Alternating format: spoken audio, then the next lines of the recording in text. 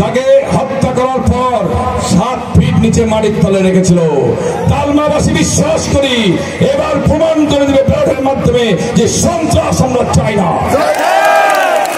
এই এলাকায় ইনশাআল্লাহ সন্ত্রাস চিরতরে নির্মূল করে দেবে লাবু চৌধুরী। আরো বলতে চাই, আপনারা দেখেছেন যারা আওয়ামী লীগ করেন, যারা আওয়ামী লীগ করেন না, লাবু চৌধুরী কোনোদিনও কারো উপরে কোনো হামলা মামলা হয়রানি করে না।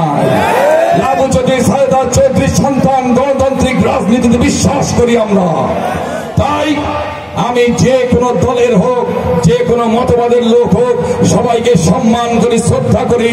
তাই সকলকে বলবো, আসুন দল মত নির্বিশেষে এলাকায় শান্তি রক্ষার্থে, এলাকায় সন্ত্রাসী যেন না আসতে পারে, ঐক্যবদ্ধ হন, লাবু চৌধুরীকে ভোট দিন।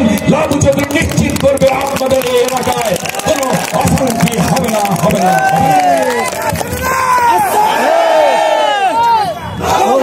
আমাদের আর একটু সময়, আমরা আপনাদের কাছে আহ্বান জানাবো, আপনারা যেভাবে আপনাদের নেত্রী সারদা চৌধুরীর সন্তানকে আগলে রেখেছেন, আরেকবার সুযোগ দেন।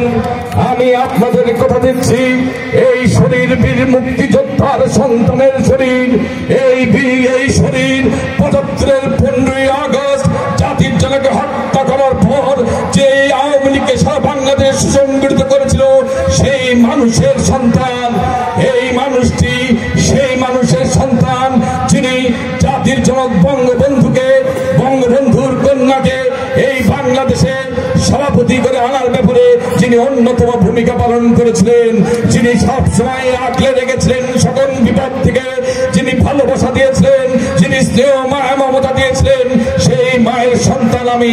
66 বছর আওয়ামী লীগ করেছে, কোনদিন আওয়ামী লীগের বঙ্গবন্ধুর আদর্শ থেকে এক মুহূর্তের জন্য বিচ্যুত হয় নাই। সেই মানুষের সন্তান আমি। লাবু চৌধুরী কোনদিন বেইমানি করতে পারে না, অন্যায় করতে পারে না। লাবু চৌধুরী যদি ভুল করে আপনাদের কাছে 10 বার ক্ষমা চাইতে কোনো লজ্জা বোধ করবে না।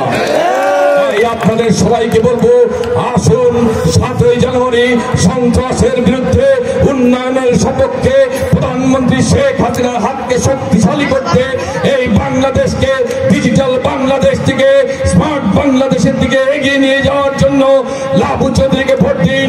লাবু চৌধুরী শান্তি দিবে, লাবু চৌধুরী উন্নয়ন দিবে, লাবু চৌধুরী আপনাদের সুখে দুঃখে থাকবে। লাবু চৌধুরী আপনার ভাই ভাইগনা হয়ে আপনাদের সাথে তার রক্তের শেষ বিন্দু পর্যন্ত আপনাদের পাশে থাকবে।